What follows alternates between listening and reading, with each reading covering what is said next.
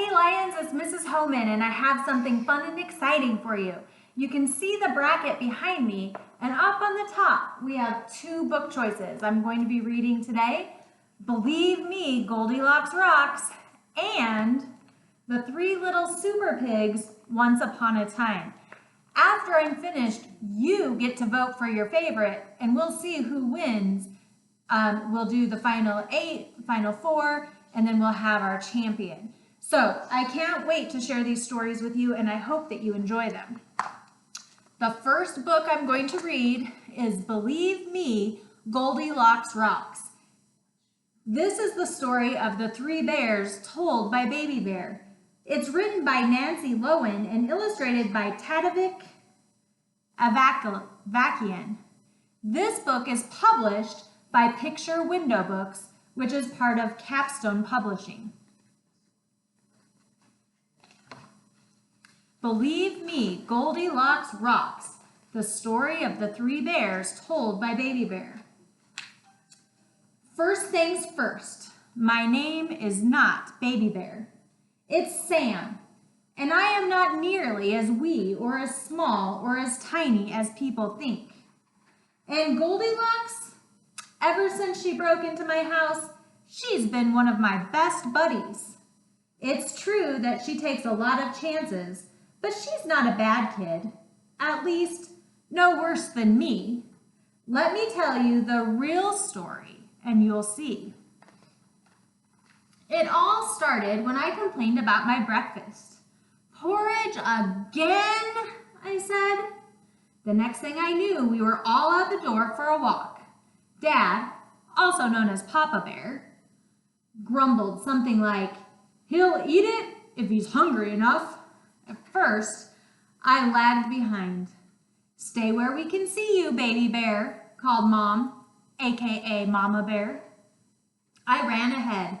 "Not so fast, Baby Bear," called Dad. I stamped my foot. "My name is Sam." Then I ducked into the woods and I took my secret shortcut home. When I reached our house, I heard a voice. Someone was inside. I didn't know what to do. Should I run to Mom and Dad for help, or should I chase off the intruder myself? Baby Bear would have made a run for it, but not Sam. I peeked through the kitchen window. A girl was taking pictures with her cell phone. "Ha! This will teach Little Red Riding Hood to double dare me," she muttered. Goldilocks does not lose to truth or dare. She paused in front of the porridge bowls. "Ew," she said. I liked her already. Goldilocks took a picture of herself in Dad's chair, then Mom's chair. "You want proof, little Miss Hoodie?" she asked. "Here it is." Next, she took a picture of herself in my chair. When she got up, the chair stuck to her rear. She waddled around, she jumped up and down, and finally she gave the chair a good whack, and it came off in pieces. "Oops," she said. "There goes my allowance." See, she meant to pay us back. Not that I cared. That chair was way too small for me. Upstairs, Goldilocks slipped off her shoes, which was very thoughtful of her, and she took some video of herself jumping on my dad's bed and my mom's bed. "I can't believe I'm doing this," she giggled. "Now jumping on the beds is not allowed in my house. This was my one and only chance to get away with it." I tapped at the window. "Ack!" Goldilocks shrieked. "Let me in, I begged. I won't tell." Goldilocks opened the window and we introduced ourselves. She apologized for breaking in. We were really quite civilized. We jumped and jumped and jumped and jumped until we heard my mom calling from the woods, "Baby Bear, where are you?" Goldilocks raised an eyebrow. "Baby Bear," she asked. "Seriously?" "Never mind," I said. "Here's my plan." I ran downstairs just as my parents were coming in. "Baby Bear," Mom exclaimed. "Thank goodness you're okay." You know better than to go around making up stories, Dad said. They sat down to eat their porridge. Oh, I'm sorry. Baby Bear, Mom exclaimed. Thank goodness you're okay. There's an intruder upstairs, I said. You know better than to go around making up stories, Dad said. They sat down to eat their porridge, their cold, dried out porridge. I brought in my broken chair. See, the intruder did this. What a naughty thing to do, Dad said, wrecking a perfectly good chair just to get our attention. But I saw her, I insisted. Come on. I tugged them upstairs and showed them the messy covers on their beds. Baby Bear, you know that jumping on the beds is a big no-no, Mama scolded. But the intruder, I said, pushing them toward my room. And as soon as we reached my bed, boom! Goldilocks yelled. What happened next was priceless. Run! Dad cried. To our safe place, Mom screeched. And if we don't make it, I love you both with all my heart. I made sure that they saw me chasing Goldilocks through the woods.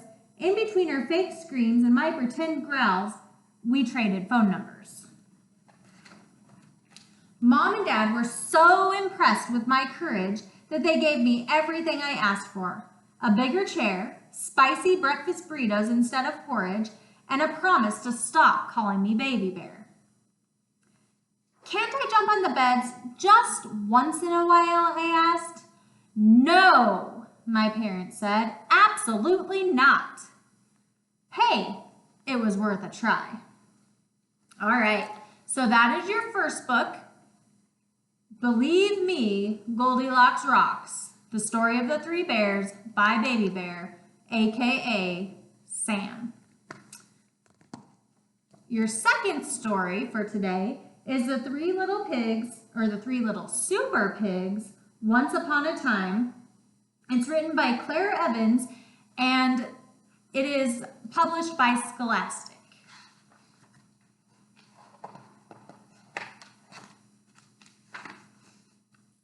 Once upon a time, there were three little pigs. They dreamed of becoming superheroes. In fact, they were so obsessed that their family house became cluttered with all of their superhero collections. So one day, Mother Pig told her little superheroes it was time to find their own homes, and she waved goodbye. They walked for hours, crossing dangerous rivers and climbing steep cliffs,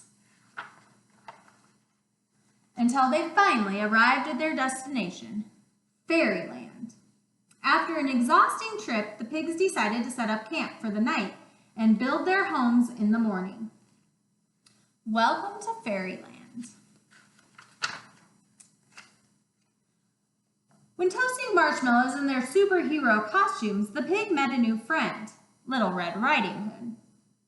She warned them about the big bad wolf, who had been terrorizing Fairyland. The wolf kidnapped Mary's little lambs and stolen the sheep's clothing. He'd even been disguising himself as different grandmas and stolen their clothing. The pigs were warned to be on their guard. The next morning, two of the pigs were desperate to play superheroes with their new friends, so they built their houses as quickly as possible. The first little pig chose straw to build his house, and he gathered all he could find. The second little pig chose to build his house out of sticks, and he collected them from high and low. And in no time at all, their homes were ready. While his two brothers were having fun, the third little pig was patiently building his house out of bricks. He wanted to make sure it was strong and sturdy, so he worked very hard. Finally, all three houses were ready and the pigs were very happy in their new homes. Suddenly, the first pig was startled by a terrible growl outside his window. It was the big bad wolf. Little pig, let me come in, he cried. Not by the hair of my chinny chin chin, squealed the panicked pig. Then I'll huff, and I'll puff, and I'll blow your house in, growled the wolf. Whoosh! And with one puff, he blew the house in. The first little pig ran for cover to his little brother's house of sticks. Little pigs, let me come in, bellowed the wolf. Not by the hair of our chinny chin chins, cried the pigs.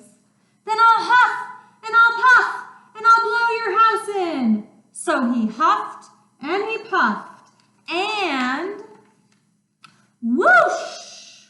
He blew the stick house in. Dodging the flying sticks and falling debris, the two little pigs ran as quickly as they could to their brother's house of bricks, narrowly escaping the nasty wolf, who was getting very angry and very hungry. Little pigs, let me come in, demanded the wolf. Not by the hairs on our chinny chin chins, the pigs replied. Then I'll huff, and I'll puff, and I'll blow your house in, screamed the wolf. So he huffed, and he puffed, and he huffed, and he puffed, but the brick house would not blow in. The wolf was furious. Suddenly, the pigs were startled by a loud clanging noise from the outside. The cunning big bad wolf had made another plan to climb onto the roof and sneak down the chimney. Two of the pigs started to panic, but the third little pig had a super plan. He had been boiling a pan of water on the fire all along. He's reading a book, How to Boil a Wolf. With fairyland safe at last, the pigs' dreams of becoming real superheroes had finally come true, and the whole town cheered their special new name.